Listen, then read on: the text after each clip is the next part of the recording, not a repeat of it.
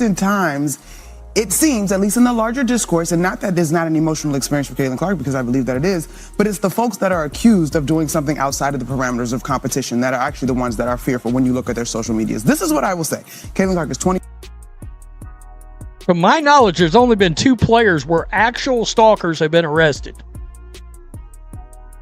Caitlin Clark and Sophie Cunningham. Last I checked, they're both straight white females.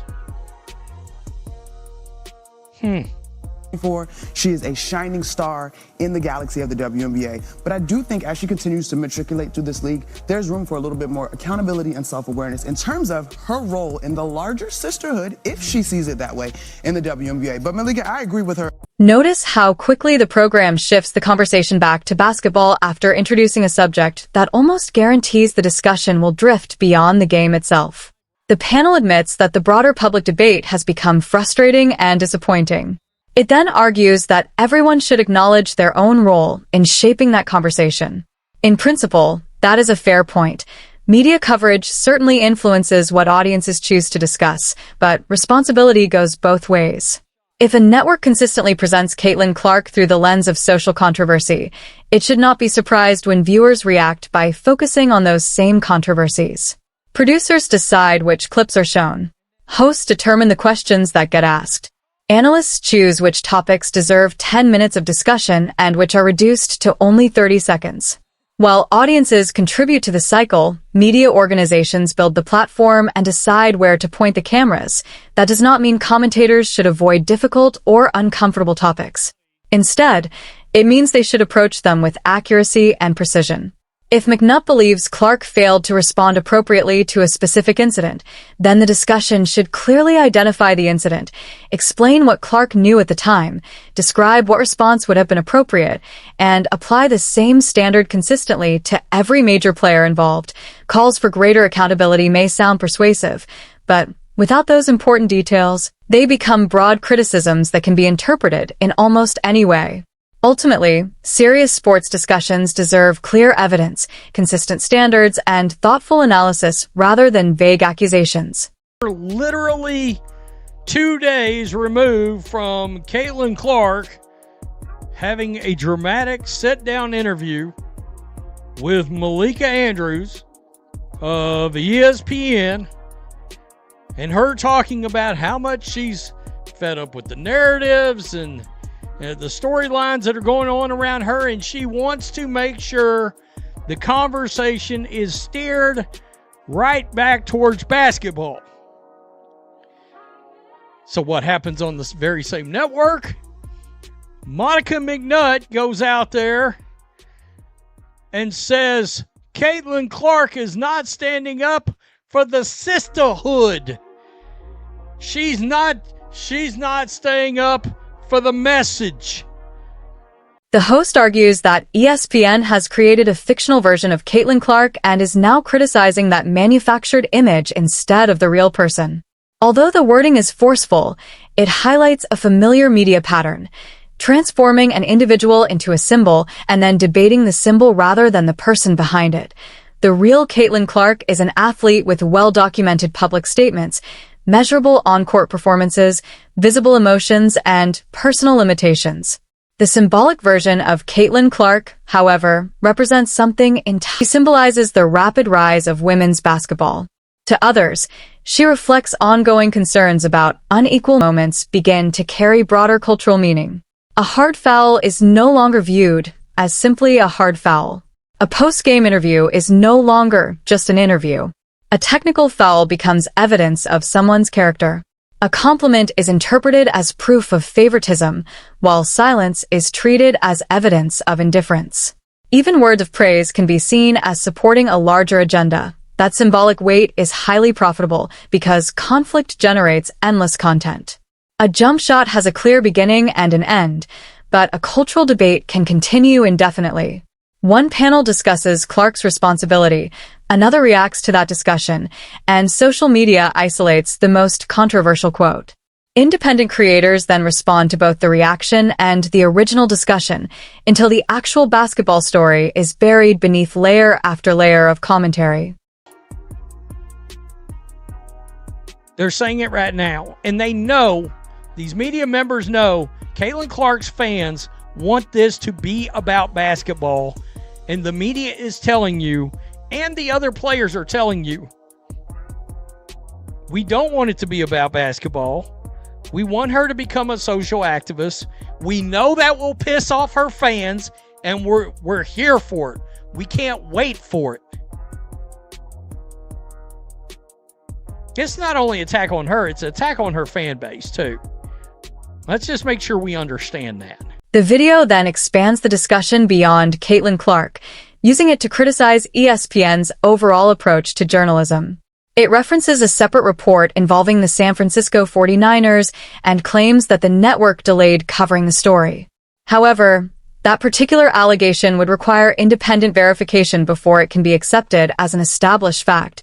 Even so, its inclusion illustrates why distrust has become a defining feature of many sports media controversies. A growing number of viewers no longer assume that editorial decisions are completely neutral. Instead, they believe stories are promoted, delayed, or framed according to institutional priorities and internal preferences. In some cases, that skepticism is supported by evidence. In others, it is driven by political or ideological expectations. More often than not, it is a combination of both. The solution is not to replace one unverified narrative with another. Instead, the answer lies in transparency, consistency, and clear reporting. Explain why a particular topic deserves coverage. Clearly separate factual reporting from personal opinion.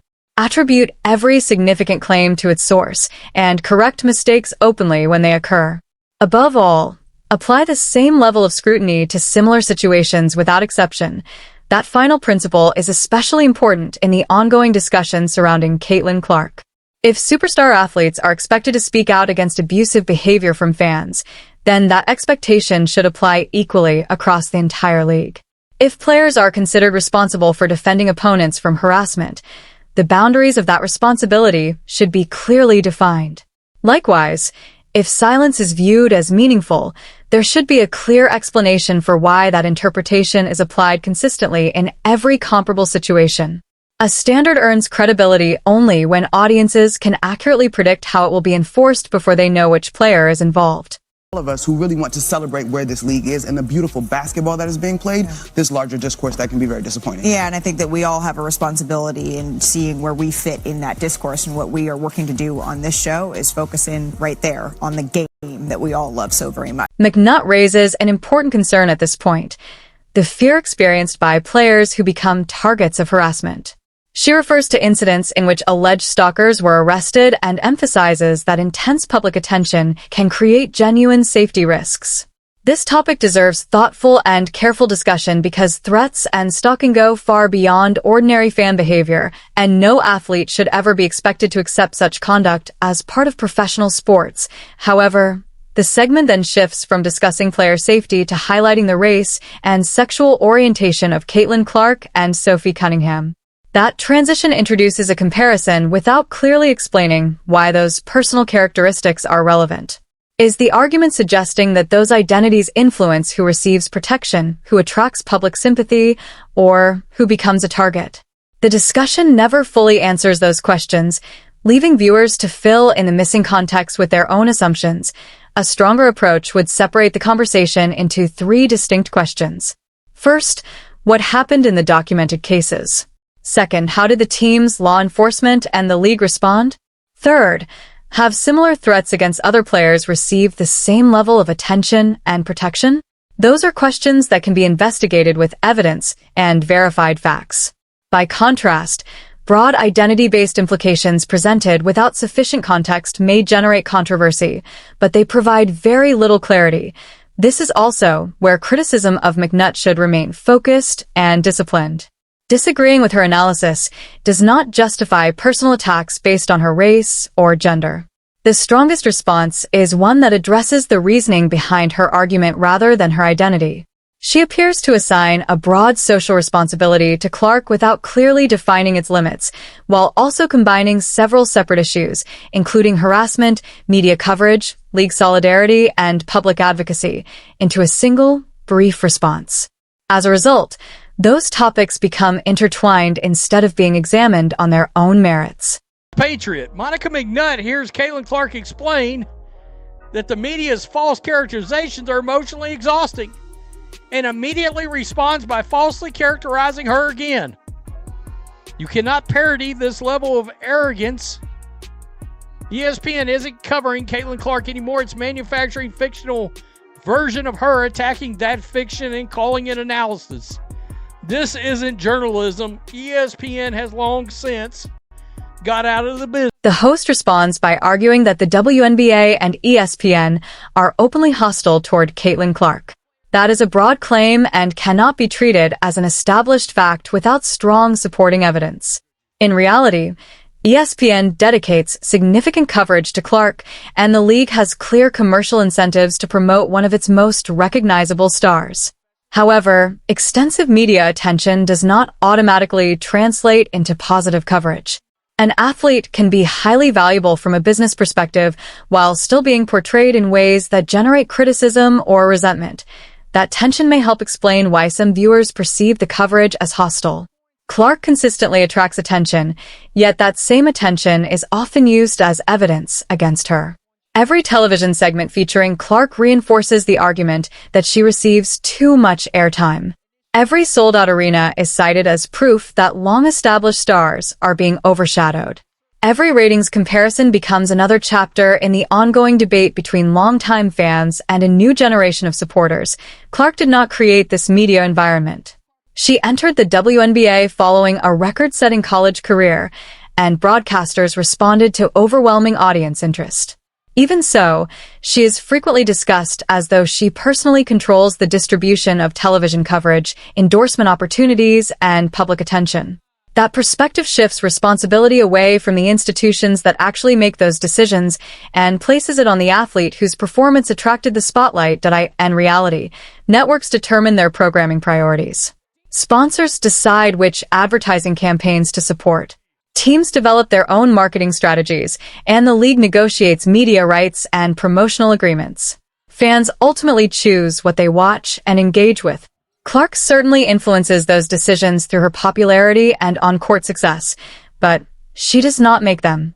Holding her responsible for the existence of disproportionate attention may satisfy some critics emotionally, but it does not accurately identify where institutional authority and decision-making truly reside. There is a story right now unfolding as to why ESPN held on to a story involving the 49ers head coach, a car accident that happened, well, the day the story broke, 11 days earlier. For whatever reason, this story was held, it was set on. Nobody wanted to do real journalism. Looking at you, Adam Schefter. Real journalism at ESPN? Oh no, that's been dead for years. That's been dead for years. The commentary becomes much more difficult to defend when it reduces the concept of sisterhood to race and sexual orientation.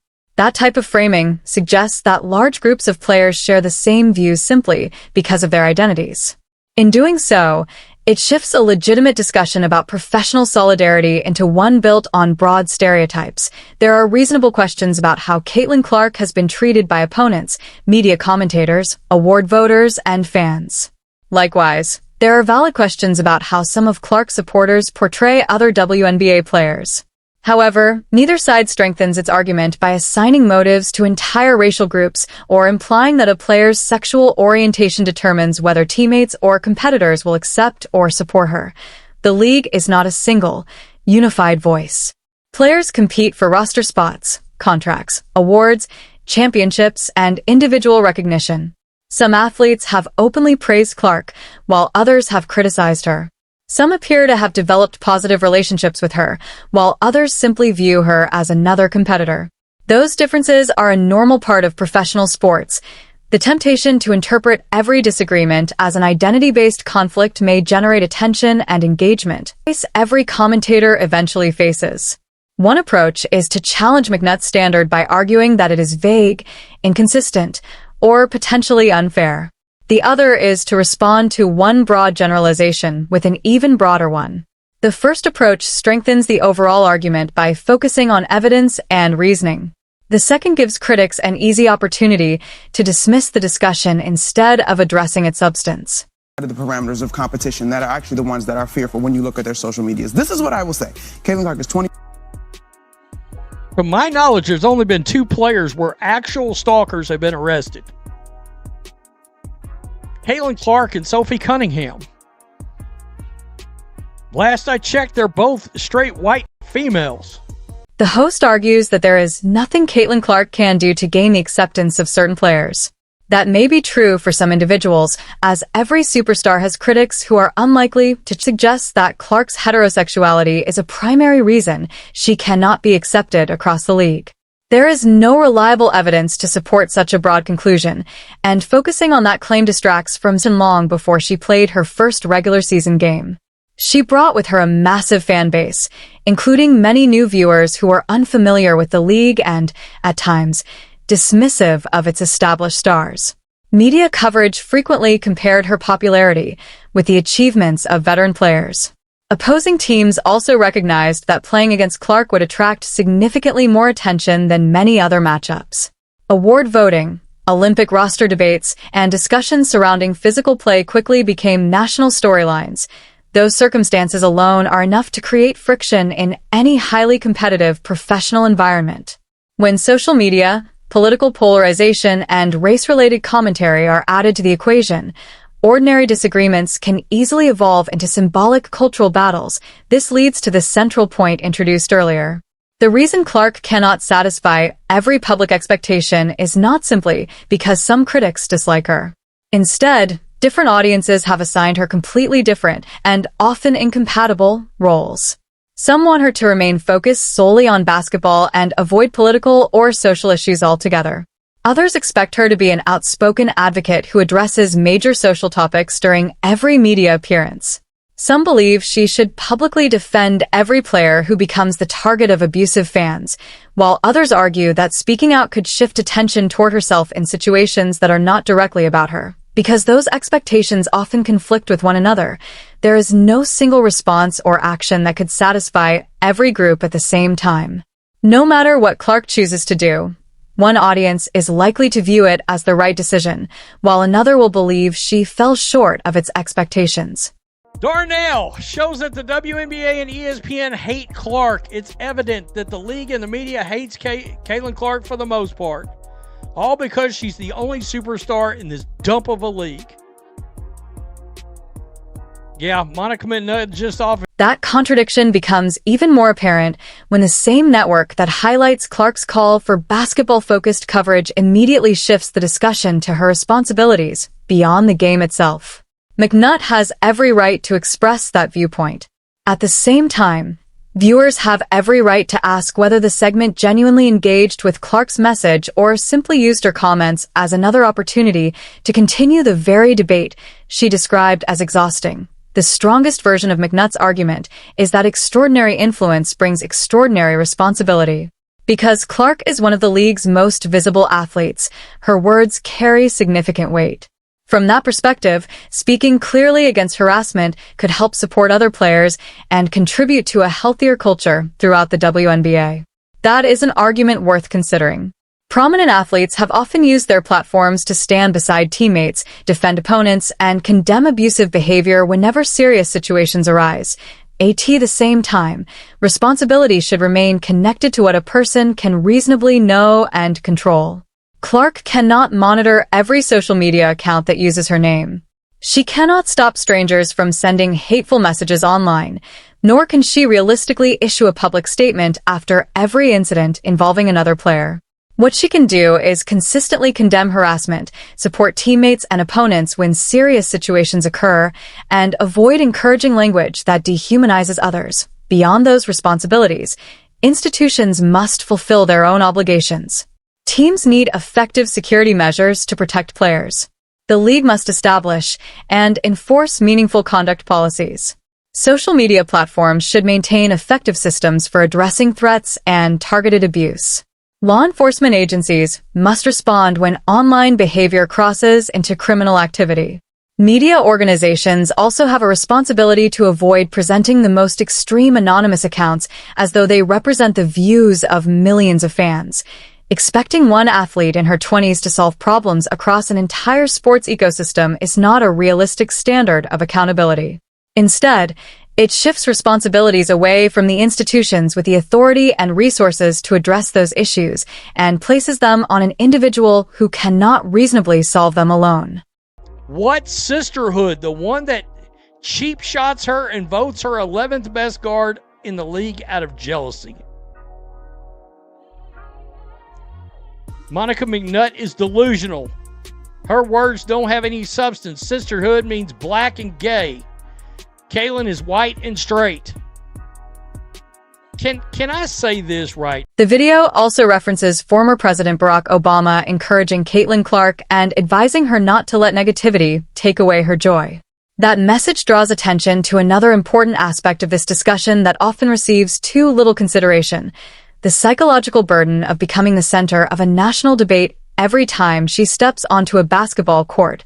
Clark is not only expected to compete against elite defenders. She is also expected to represent conversations about television ratings, racial tensions, fan behavior, league finances, officiating, physical play, media bias, and even the future of women's basketball. A missed shot is no longer viewed as just a missed shot. Instead, it becomes part of a larger argument about whether she was overhyped. Likewise, a dominant performance is sometimes used as ammunition by those criticizing the rest of the league. Even a moment of visible frustration can quickly be interpreted as evidence of her personality or character. No athlete competes in complete isolation from public opinion, but there must still be room for ordinary human limitations. Clark can be an influential figure without being expected to solve every problem surrounding the sport. She can make mistakes without those mistakes being treated as proof of an entire political or cultural argument. She can support fellow players without feeling obligated to satisfy every public expectation placed upon her. At the same time, she can also be fairly criticized whenever her own words or actions genuinely deserve scrutiny. That balanced perspective may disappoint those who are searching for either a hero or a villain. It does not hold Clark responsible for every controversy connected to her, nor does it pretend that extraordinary fame comes without added responsibilities. Instead, it places accountability where it properly belongs. Clark is responsible for her own conduct and public actions. McNutt is accountable for the arguments and analysis she presents. ESPN is responsible for the way it frames and produces its coverage. The WNBA must answer for its league policies and decisions. Finally, fans are accountable for the way they speak to and about real people, both online and in person. And I feel bad for Caitlin Clark, because there's nothing she can do that will ever get these other players to like her. There's nothing she can do. She can bend the knee and go on social rants and this and that and the other.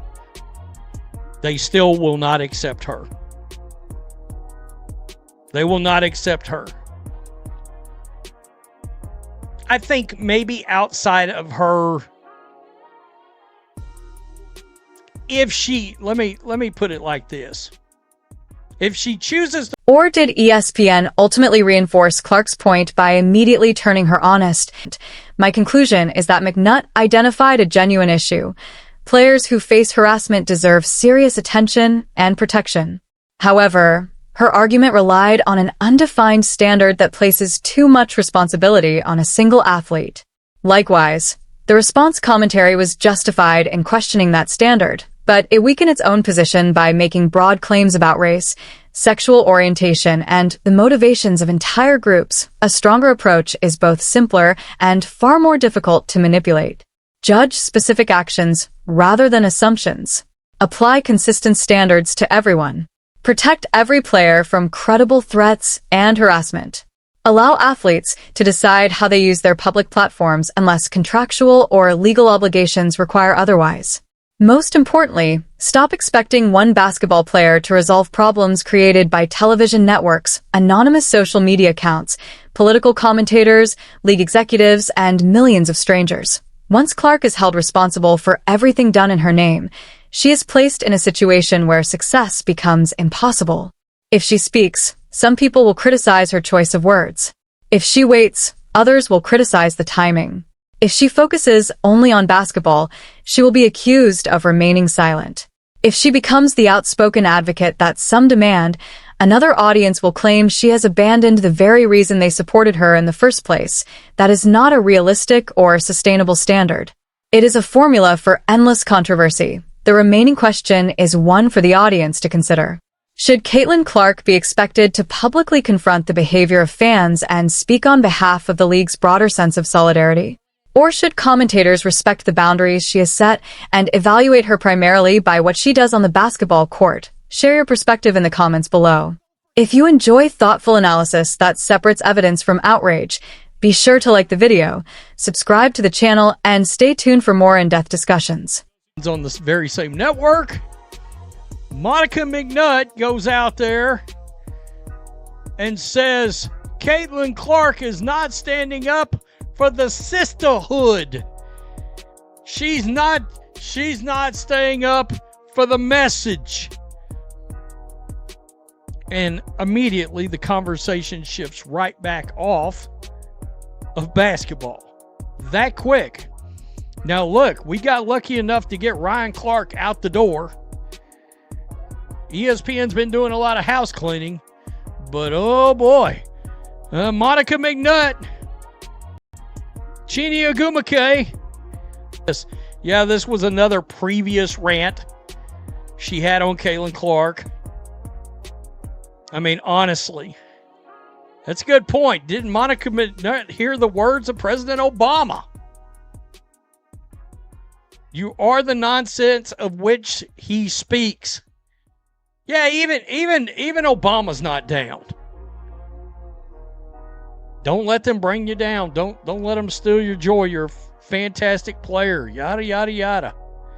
And I promise you, that crawled all over. I did that video and I said, the WNBA slows are going to be furious. Well, the media is, because race is an issue here, but preference, it's the issue here. Massive. Massive. So, Monica McNutt does it again. Tell me what you think. Peace. I'm out.